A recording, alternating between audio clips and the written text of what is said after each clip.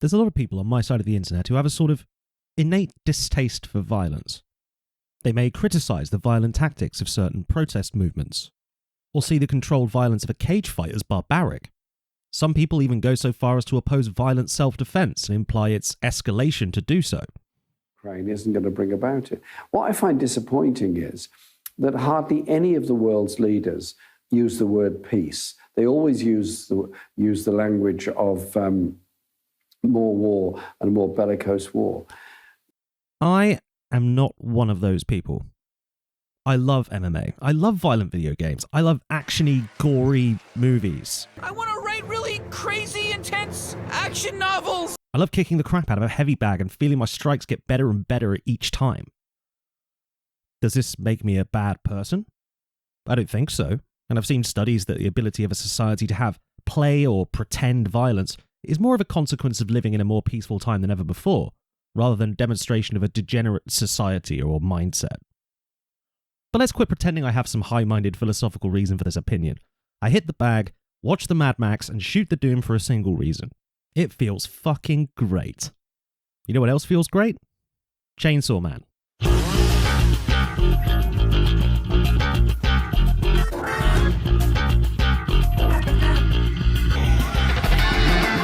Chainsaw Man is fucking awesome. It's got tons of great storytelling, a unique world full of crazy monsters, twisted schemes, and enigmatic dominatrix women, characters you love, characters you hate, characters you love to hate.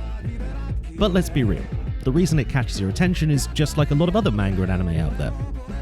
Chaotic, over-the-top feats of ultra-violence and enough blood to make even the blood god think you had no chill. Mortals, behold! The glory of the kill is mine! It's a rollercoaster ride from start to finish, but to an outside observer it all might seem a bit gratuitous, unnecessary. Was it necessary to have this happen? Or this happen? Or this? Is it necessary for it to happen with so much blood splatter and so much in-your-face-ness? There's got to be a better word for that. The answer to all those questions is, well, yeah, the chaos is the point. By being gratuitous and over the top, it scratches an itch that us fantasy enjoyers love to see scratch. Extreme, chaotic fights with dire potential consequences. While it looks to some like surface-level aesthetics, it's just a symbolic tip of a giant iceberg. An iceberg of meaning that hides most of its weight under the surface. An iceberg called hedonism.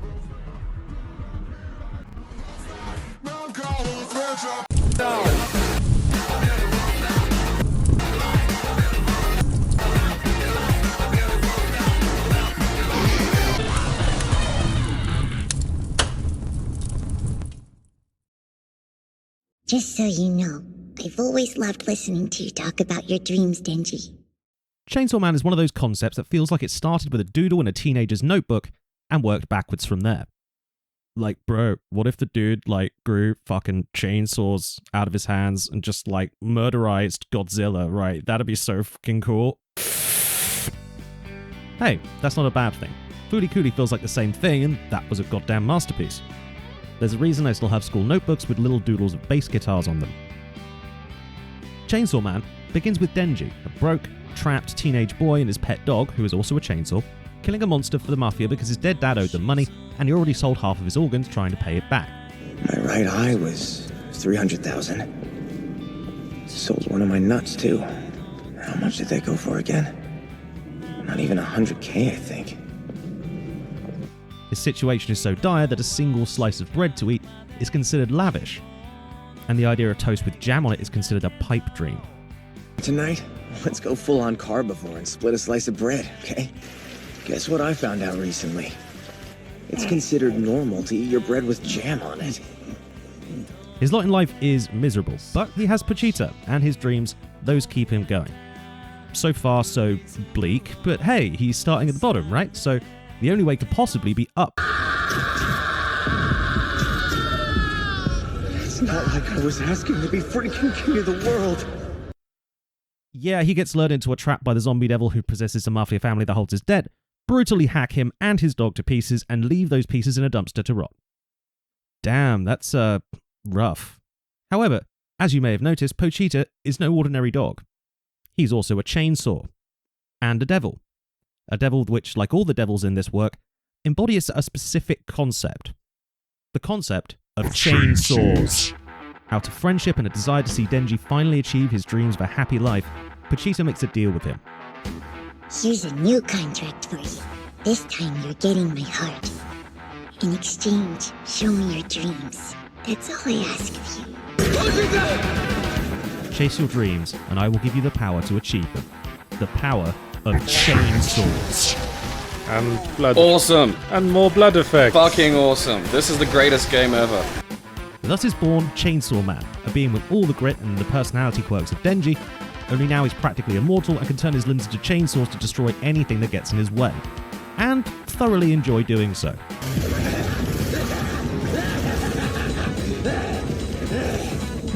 Oh yeah! Once you search for worm food, it's bye-bye dead! I won't know a damn thing! As long as he has enough blood in his body to keep the engine running, he becomes a manifestation of pure anime violence chaos. After his first glorious outburst, Denji is immediately picked up by the public safety devil hunters, led by the mysterious Miss Makima, who promises to end his life of grinding poverty, but on one condition. You have agreed to become my pet, so you're officially under my care now. Which means woof or yes are all you say. Things like no don't come out of my dogs. The plot starts kind of reasonable, but quickly gets more and more insane as it goes on. More and more devils get introduced with wackier powers and more unpredictable motivations. We meet Power, the sociopathic but endearing blood devil who spends most of her time annoying everyone in her vicinity for kicks. I'm the type who seldom flushes my feces. Not in this house. That's nasty. I'm the type who seldom chooses to bathe. Get your butt in there! You totally reek! Humans are so delicate. Far too obsessed with remaining clean. Aren't they, meowie wowie? Aki, his older, colder, and more dickish senior officer, who beats Denji up on his first day of work out of sheer contempt for his existence.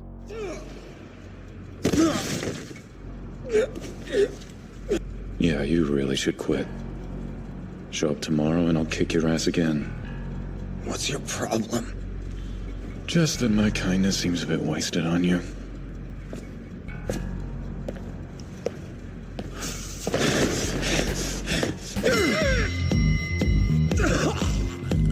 A testicle devil appeared and went apeshit on his nutsack, ma'am.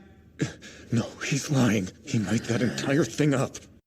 Aki's partner Himeno, who likes to cut loose and tries to get Aki to do the same because she wants to bang his brains out. What do you like about him anyway? He's hot. Kishibe, the old vet who drinks constantly and dispenses psychopathic advice like he's a cherry-flavoured Pez dispenser. So the fact that you're a scrub who consistently gets his ass handed to him is a problem. There's a whole host of other wacky characters who either come and go throughout the story, or die horribly to establish who is and isn't to be fucked with. The action is always intense and gratifying, the plot is constantly twisting and going to places you wouldn't expect, but there are a few recurring points that pop up a lot in the interactions of these larger-than-life, ultra-violent devil killers, something that remains constant, at least for most of the first arc. The interaction is this: someone asking Denji why he became a devil hunter or what he wants out of life, and being confused by the answer they get. You'd be amazed how often this happens. The human psyche is a truly perplexing thing. Why did you save me? I attempted to kill you. Such a foolish reason. Everyone's serious about this, but you. Drawing inspiration from another really good, hyper-violent, but surprisingly deep manga, Berserk, the thematic focus is very much on the dreams of the main protagonist. Unlike Griffith, however, Denji's dream isn't total domination of the human race, a dream so big that others fail to even comprehend its ambition. His dreams are... I know I'd go to some pretty extreme lengths to fondle some titties. So mundane that no one can comprehend its sheer childishness. To them, he doesn't make any sense. Denji makes chainsaws come out of his hands and face and murderizes vicious monsters that more often than not kick the ever-loving shit out of him before he manages to scrape the win right at the last second. It's almost impossible for the others around him to comprehend why he would do that without a good reason. Hell, even the monsters get in on it. No way I'm dying till I've held some boobs. Seriously? My boyfriend was slayed by a mutt with the sleaziest dream ever. Poor Batty. Life's not fair. You can sort of see what they mean, right? It does look insane to throw yourself into the jaws of monsters for the simple pleasures of cinnamon toast or touching a boob one day. Especially when the others have so much higher-minded goals. Aki, for example, is driven by a desire for revenge for his murdered family, literally aiming to kill one of the most powerful devils to ever exist. Kobeni is there because her abusive family forced her to work and it was either this or stripping. Himeno is trying to make sure her favourite partner doesn't die on her like the rest of them, and get some drinks along the way. And Makima, well, we'll get around to her. All of them have big dreams, personal dreams, something of emotional importance that can be related to. Even Power, I'm thinking of ways to win the Nobel Prize in order to battle my boredom. For once I have earned such glorious esteem, all you humans will kowtow to me. All of them, for their own reasons, completely fail to understand Denji's dreams and why he chases them as hard as he does. You all just gotta talk smack about what I want, huh? It's revenge this, protect my family that, save my stupid kitty, blah blah blah. Think your big fancy ass goals make all of you hot shit? Then prove it! We'll have a dream battle royale right now! If I murderize you, this'll be settled! Touching titties will be the better dream! There's a bit of dramatic irony going on here. We, the viewer, do understand why Denji would go to these lengths to get good food or get a kiss from a cute girl. We saw how lonely, broken and isolated he was before he was hired by Makima, but none of the other characters ever knew he existed before that, and without that context, how else would you explain his behaviour without thinking he's an idiot or completely out of his mind? His motivation, however, while being rooted in the trauma of being deprived his entire life, becomes less psychological and more philosophical as time goes on.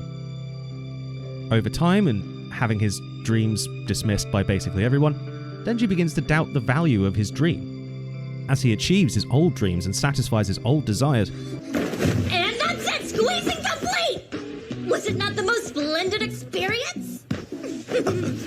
Stunned by just how fortunate you are? Now 'tis fair to call us even. With Meowie back in my custody, There's so much I could say, but... Yet there is no escaping Makima, which is... He is faced with more complex situations, and he begins to develop a deeper, underlying personal belief, which guides his action for the rest of the arc. And here it is. He wants food, he wants friends, he wants to get laid one day, and he sees destroying monsters as the best way to get those things, so that's what he's going to do. Yep, that's it. While his desires may seem simple or barbaric or crude to others, he doesn't really care. He wants to feel good and get what he can out of life and is not going to let some other equally messed up person judge him for that. He said that to Pochita and quite literally took the message to heart. In short, he embraces the role of the hedonist. Looks good, smells good. Make the ice some Rizla. Hedonism is the sort of drunken auntie at the philosophy party. Whenever she gets brought up, people dismiss what she has to say as the ramblings of a self-destructive fool. The reason for that is people often reduce it in conversations to a single sentence. The only ethical consideration is what brings pleasure, or do whatever feels good, man. If you think that's all there is to it, yeah, that would be a pretty stupid philosophy to live your life by. Stuff that feels good can be bad for you, and bad for everyone else. Duh. But all philosophy is stupid if you try and reduce it to a single, short phrase. Just toughen up, forehead. The ends totally justify the means, brah. It's always moral to kill baby Hitler. Why are we even talking about life? It's all meaningless anyway.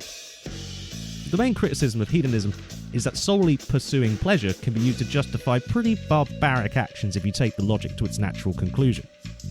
But hedonism is more than just doing what feels good and damn the consequences. The consequences of your pursuit of pleasure can in fact affect the levels of pleasure you feel. I will love eating a delicious hamburger, but I'm going to enjoy it less if I stole it from a homeless person in a fit of rage. I will enjoy a nice cold beer, but I'll enjoy it more if a beautiful person bought it for me just to make me happy. The context of the pleasure is as important as the pleasure itself. Pleasure, at least in the modern lexicon, implies something physical and fleeting. It's not.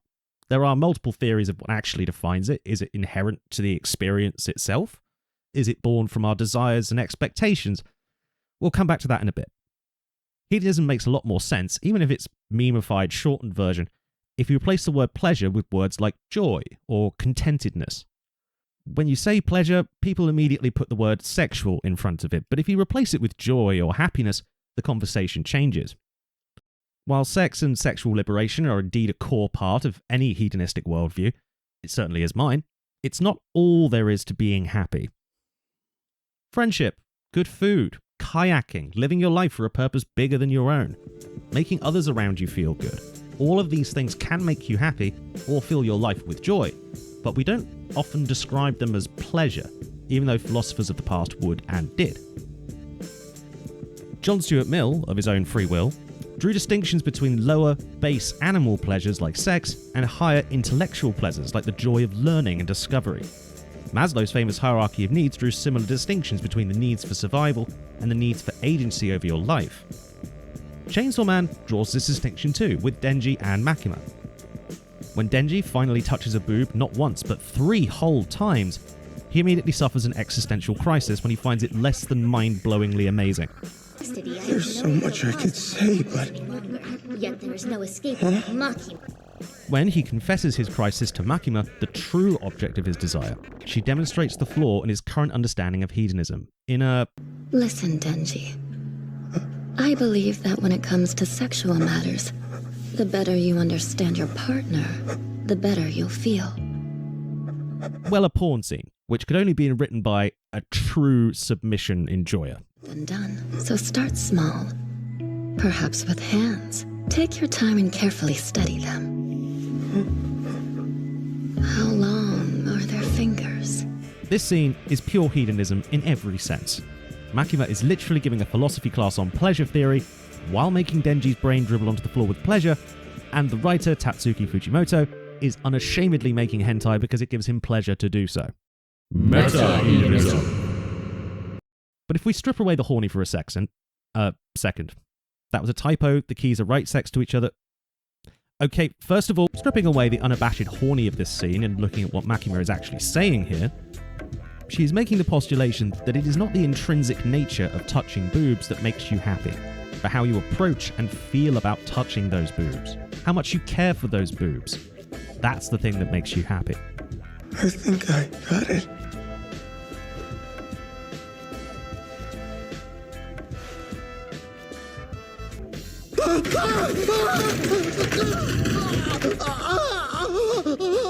Ever wonder why those red-pilled manosphere pickup artist types like Andrew Tate seem like such miserable sad sacks all the time? It's because no matter how many notches you carve into the headboard, none of them will make you happy until you treat the women you sleep with as more than just that, a notch. Once you do, even the simple act of intimately nibbling a finger can take you to a place you would never reach with a quickie in the alley behind a nightclub. Has anyone bitten your finger before? Pay attention. Remember this so that even if you lost your vision, you'd still recognize me, just from how hard I bite. Denji, now with a more complete understanding of what his dream actually is, embraces his hedonism fully, only now not limiting himself to the simple pleasures of food and sex, but wanting to explore the more complex pleasures of companionship and intimacy that go along with them. While this motivation may seem more mature than before, it's not any more or less mature than his previous one. He is still driven by what makes him feel good, what brings him joy in life. His internal struggles are now between the options of immediate gratification or a more intimate higher pleasure later down the line, which, while a very human struggle, it's worth noting that he doesn't let his desire of these pleasures get in the way of each other. He accepts that the quick, easy pleasures feel good without guilt or shame, but also never loses sight of his desire for something that feels even better. It's why he rejects the blackout drunk Himeno's attempt to take advantage of him. He doesn't feel bad for wanting to have sex with her or deny that he wants it at all. He simply accepts there's something he wants more, the feeling of losing his virginity to someone he loves. Pochita, listen. You probably wanted to do that, but I'm sorry. I want Miss Makima to be my first. So sex is gonna have to wait till... Looking beyond Denji though, the reason I titled this video a Symphony of Hedonism is that everyone in this story, even the characters who think him an idiot for chasing things that give him pleasure, are doing exactly the same thing. Remember, All I'm offering is the truth, nothing more. We've talked a lot about theories of pleasure so far, attempts to philosophically define what pleasure means, and how much your definition of pleasure can change your approach to and opinion of hedonism. This is the root of philosophical hedonism, but over in the world of psychology there exists a different argument. All humans, no matter how high-minded and intellectual they think themselves, are motivated at some level by what makes them feel good. This is called motivational hedonism, the argument that no matter how we justify it to ourselves, the goal of all human action is to feel good in some way. Why do we brush our teeth in the morning? To avoid the pain of tooth decay, yes, but also to feel better by having healthy teeth in the future. Why do you take your car to work? Because you want to get there in comfort. And even if you take your bike to work, it's because you want to be healthier or fight climate change and feel better about yourself because of it. Chainsaw Man illustrates this idea beautifully, using its entire roster of characters to do so. Take Aki, for example. Could really go for a smoke. Please tell me you have some. I'm sorry. This is the last one I've got. The stern, serious boy with the dark past, who rarely shows emotions outside of being annoyed with Denji in power, and is the first person to vocally crap on Denji for being unserious in his motivations. You know the real bottom line? I witnessed a devil kill my whole family. I've had drinks with those cops outside. They're risking their lives to protect the people they hold most dear. Everyone's serious about this, but you. His serious motivation is to avenge his dead family, and this motivation is something he is very dedicated to the point he's willing to use a cursed sword that will kill him before he hits 30 if it takes him closer to his goal of killing the gun devil. Curse. How many years do I have left?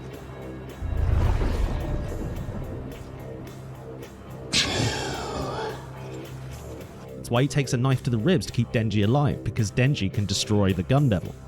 Sure, he's a prick. Maybe he deserves a good stab. Or two. But this stab-worthy piece of shit wants the gun devil dead. So I need him, because I can't end that thing by myself. To actually pull off the kill, I need devil hunters with the guts to fight it. As many as I can get.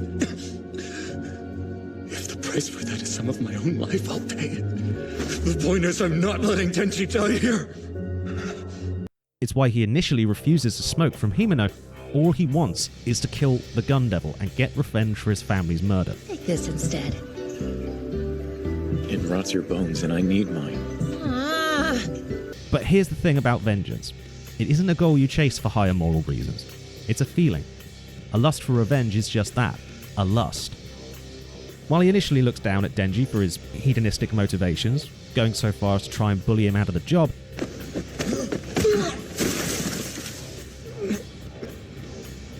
Yeah, you really should quit.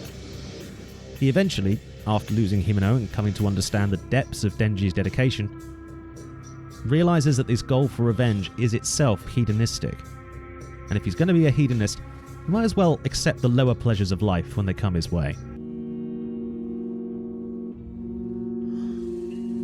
Sure, taking turns kicking her murderer in the balls might not bring her back. We shouldn't torture him to make ourselves feel better. Not like it'll bring her back. I doubt she would even approve. But fuck it feels good to let off some steam.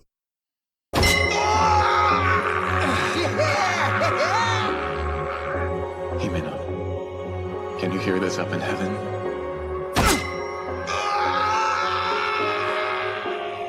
It's a requiem from us to you.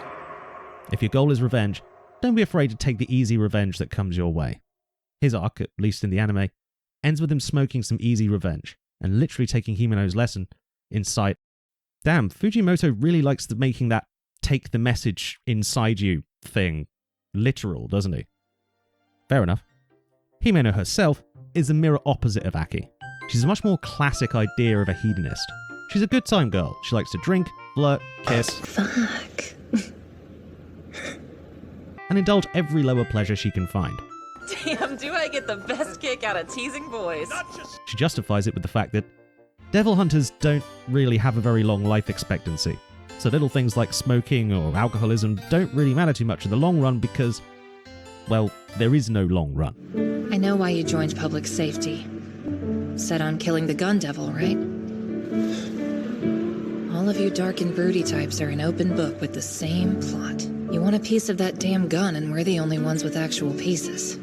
Us hunters aren't long for this world anyway. Not like smoking's gonna kill you. Well, I'm not biting it anytime soon. I'll hold you to that. It's a giant pain in the you-know-what to lose a partner. I can respect that kind of approach, to be honest. When you're wet, who cares about the rain? Unlike Denji or Aki, however, she only pursues the lower pleasures. When it comes to her higher desire to run away with Aki and save them from the job that will inevitably leave them dying young, she compromises it. Instead of shooting for the goal of getting him to leave the job with her, she settles for the goal of keeping him alive. I'll give you everything that I've got in exchange. So, give me everything you've got, too. So that when she finally goes out on her shield, at least someone will miss her enough to cry. Best not die. Got that, Aki? Because when I finally go,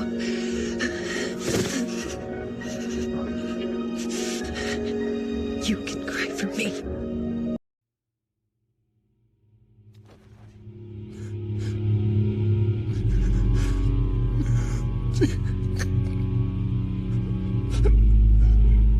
Himeno and Aki both represent an incomplete form of hedonistic motivations. They both pursue some of their pleasures, but are kind of in denial about what those pleasures actually are. What do you like about him anyway? He's hot. First, you're my sixth partner. Everyone else is gone. All dead because they were utterly useless. You best not die on me, Aki. And in the end, both of them lose out on the chance to get what they really want. I can lend you my power whenever. How'd I get off that easy, you're thinking? Simple. You're gonna go out in the worst possible way. I can tell you about it if you like. What happens is Don't bother. I couldn't give a damn about the way I die. Only thing that matters is that I kill who I need to kill. The rest is just details. Power is, well... Hey, did something happen? I'm thinking of ways to win the Nobel Prize in order to battle my boredom. For once I have earned well, such glorious all over the place in terms of her effort to get what she wants. But she too demonstrates an incomplete form of hedonism, a way it can lead you astray, by genuinely not knowing what will bring you joy. First act shall be to implement a 100% sales tax! Nah, she's always like that. Oh. When she adopts her pet cat Meowie to fatten it up for later, she discovers instead the joy of caring for another life that is not her own.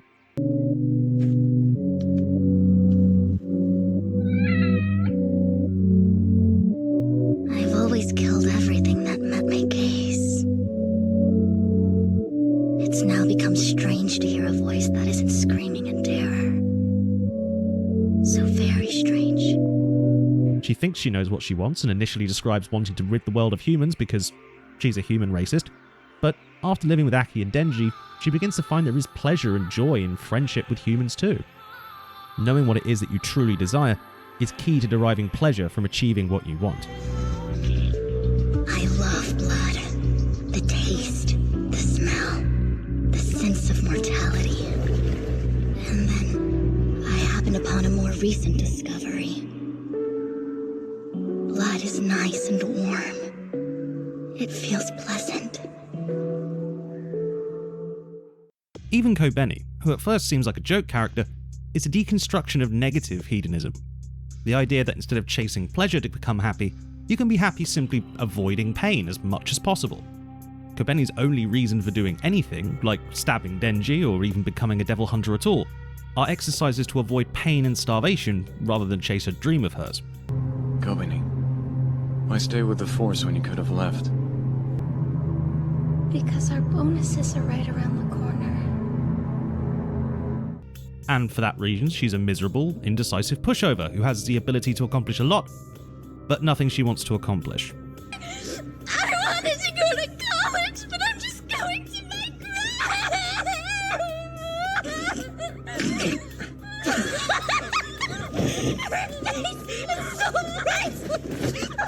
Kobeni's suffering is often played for laughs, but it also tells the reader, don't be like her.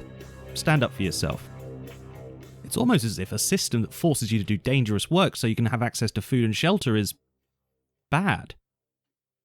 With such a dope concept, that Nobel Prize is mine! The motivational theory of hedonism, I have to point out, is more of an attempt to describe what's happening rather than an ethical theory or an attempt to be prescriptive or judgy. It does not shame or condemn people for acting in their self-interest. It simply argues that the motivation is most often linked to a desire for personal satisfaction. This is an observation shared in Eastern philosophy too, like Buddhism, which argues that this desire and chasing of happiness is the root of all human suffering, and thus offers an alternative path in which you let go of your desires and follow the path of moderation and meditation, discovering an inner peace that comes from wanting nothing more than what you have, letting go of your desire to control the world around you. So is that all there is to Chainsaw Man? People chase what they want and that's it? No. It engages with the ethics too, more and more as the first arc progresses and Denji gets closer and closer to achieving his goal. His goal being Makima. Okay, Makima. How do we talk about Makima? Let's start with...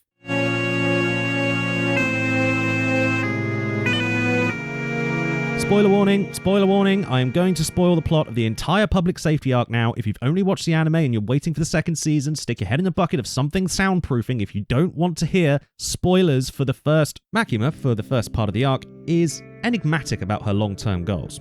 The only thing she makes clear, like stunningly clear, is that she enjoys making people obey. And she has no shame in using her sexuality to manipulate and direct Denji towards whatever she wants. Currently, I'm into Denji-type boys. Denji type? Dude, that's me? She literally makes him into her dog and leads him around from the goddamn intro, and seems to take great sexual delight in doing that. So that part isn't even subtle. Makima, like Denji, is a true blue committed hedonist. She does things because she enjoys them. But it's also just a smokescreen for something more sinister. Something that not only makes up her motivation, but her identity. The big reveal of who and what she is comes deliberately as a twist. Aki is dead. You're gonna go out in the worst possible way. Denji is grieving and goes to Makima for comfort. To escape his grief, he decides to fully commit himself to Makima's control and become her literal dog, embracing his desire to be hers. And as soon as he does that, Power, Denji's only friend, gets murdered immediately. Denji gets told he doesn't deserve happiness because he killed Aki and his own father, and everything he was chasing, from the good food to his friends, was just bait put there by Makima to lure him into the trap. She set his entire life in motion, and now he's hers. She declares himself controller of his happiness for the rest of his existence. These are the consequences of chasing pleasure blindly.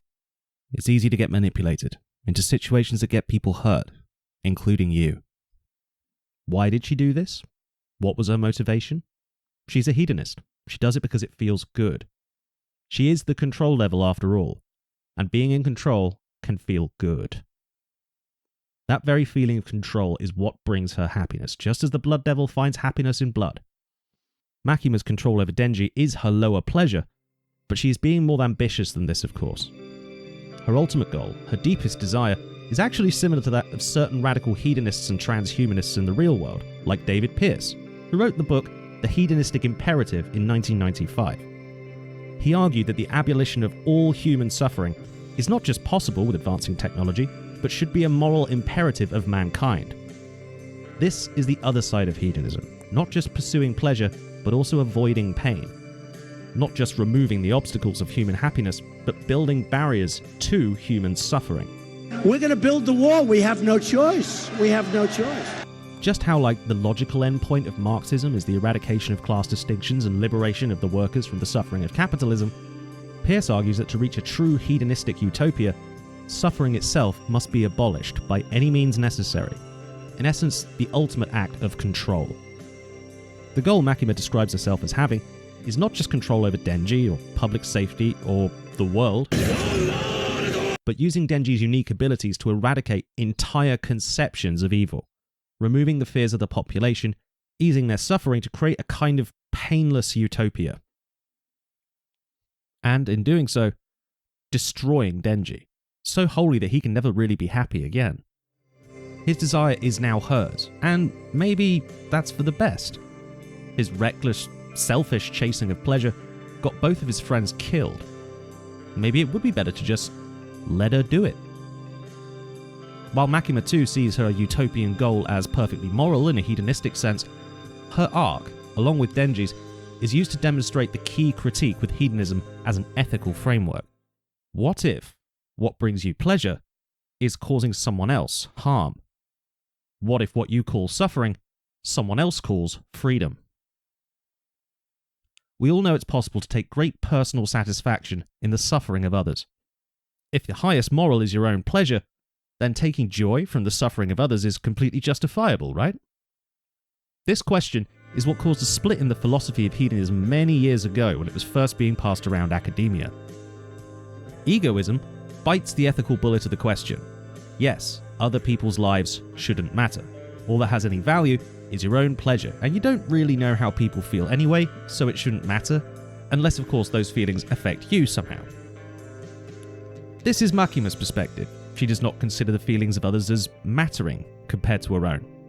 She wants to eliminate pain and suffering from the world, even to the point of preventing bad movies being made, because she thinks that world will be better.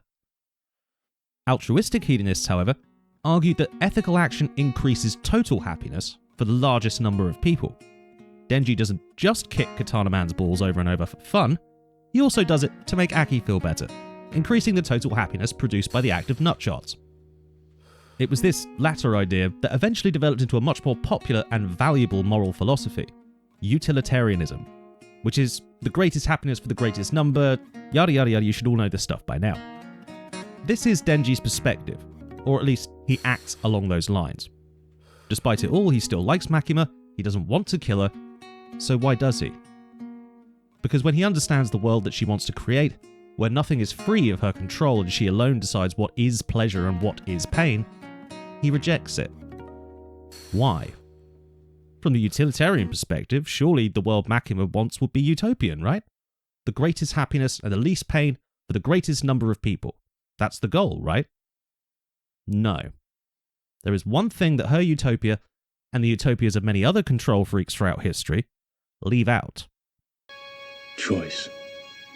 The problem is choice. Human beings, no matter who they are or where they come from, have an innate desire to pursue happiness. And one of the things that makes us happy almost universally is freedom. Or at least the perception of freedom. 99% of all test subjects accepted the program as long as they were given a choice. What evidence do we have for this? Well, yeah, it's hard to prove the contents of the human heart to figure out what people really want. What we can prove is what happens to the human mind when freedom is taken away. This psychological effect is known as reactance. Reactance is an unpleasant motivational drive that occurs when freedoms are lost or threatened.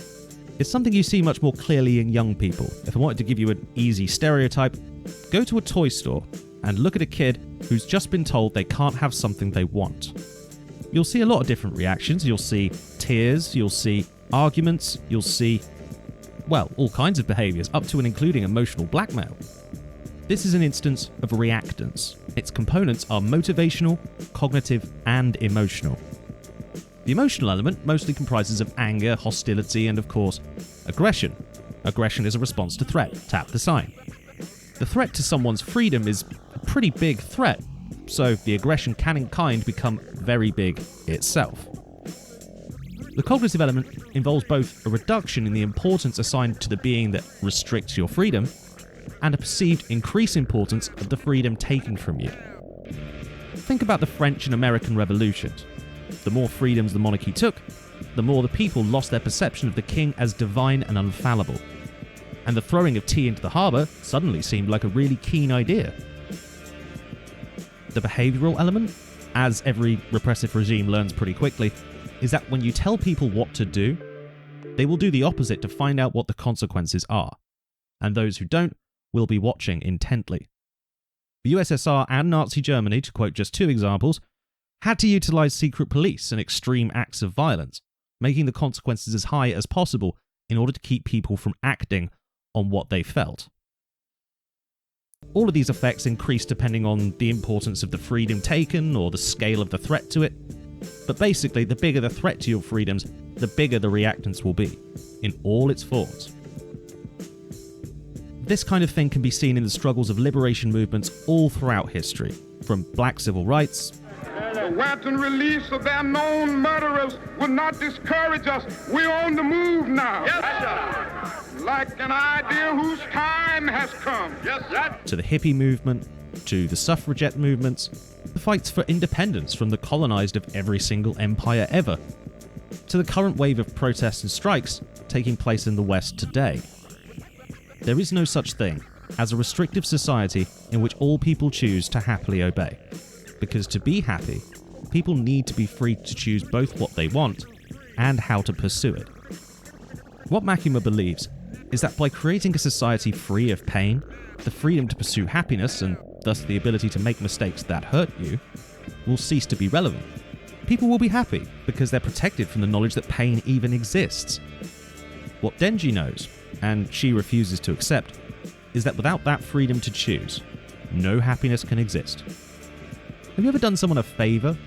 Like cooking them a nice meal when you forgot they said they wanted to cook that night? They should be happy, right? You've done a lot of work and they get free food out of it. But by taking the freedom to do what they wanted away, you inadvertently cause a reactance. At worst, this feeling will lead to a minor argument or a pouty look, but if you cause a bigger, wider reactance throughout a large group of people, aggression and a motivation to take that freedom back will become inevitable. The altruistic hedonist perspective that Denji embodies declares it unethical to try and force happiness on people against their will, because by doing so, you ultimately destroy that happiness by depriving them of choice. As you adequately put, the problem is choice. The reason that dictatorships fail to make people happy, even hypothetical utopias like Makima proposes, is that the human desire to be free of oppression can never be held down forever. Even if you provide them with all the basic needs, all the luxury, all the community they could ever want, the desire to be free still holds fort in the hearts of all humankind. What does this say about hedonism then? Is it an ethical way to live your life, or is it just a description of what people were always going to do anyway? The answer is that with the right understanding of freedom and how it creates happiness, it can be both. Which makes it fitting that the last desire Denji must beat to complete his ethical development is the desire for control.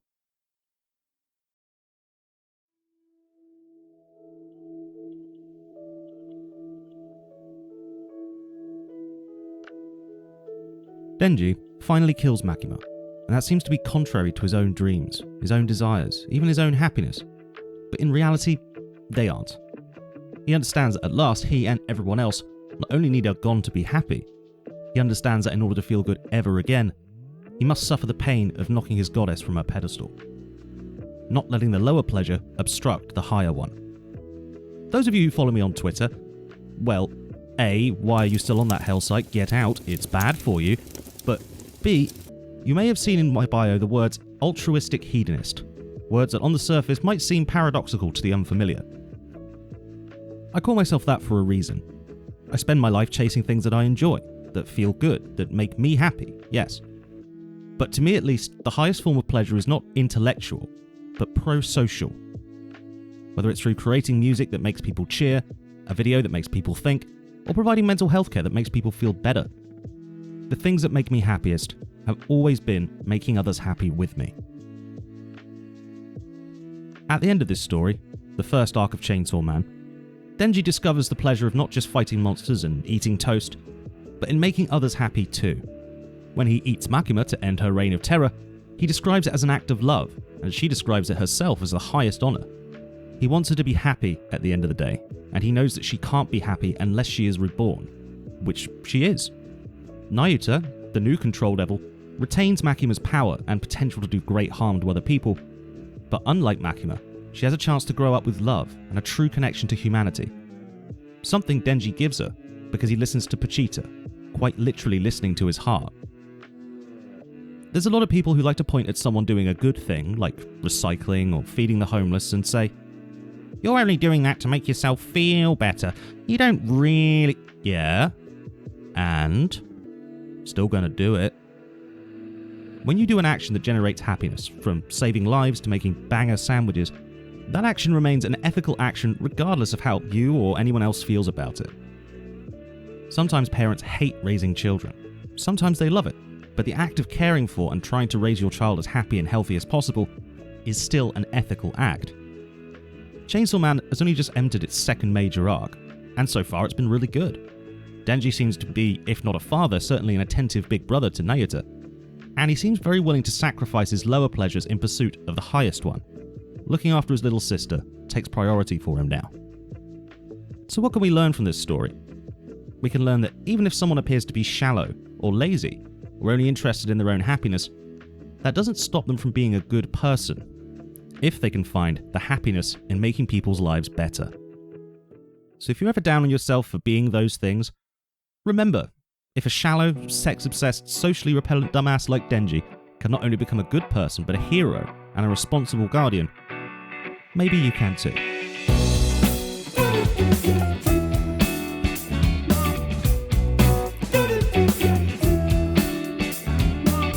Hi everyone, it's been a minute since I've done one of these, I know my uploading has been a bit sporadic lately, so apologies to everybody for that. Life stuff just kind of gets in the way sometimes, but I'm going to try and be more persistent in my uploads in the future. Special thanks, of course, to the people who support me on Patreon. Love you all very, very much. And for the rest of you, if you like this video, hit that like button. If you want to see more from me, hit the subscribe button. And also hit the bell. I don't upload super often, so it actually helps a lot of people find my stuff. If you've got any ideas for subjects or media you'd like me to psychoanalyze, drop them in the comments. Why not? I do read a lot of the comments, and it does sometimes inspire me to make videos. So if you want to hear me ramble for a bit about your favorite thing, let me know. There's always a chance it'll inspire me to make something cool. Take it easy, guys.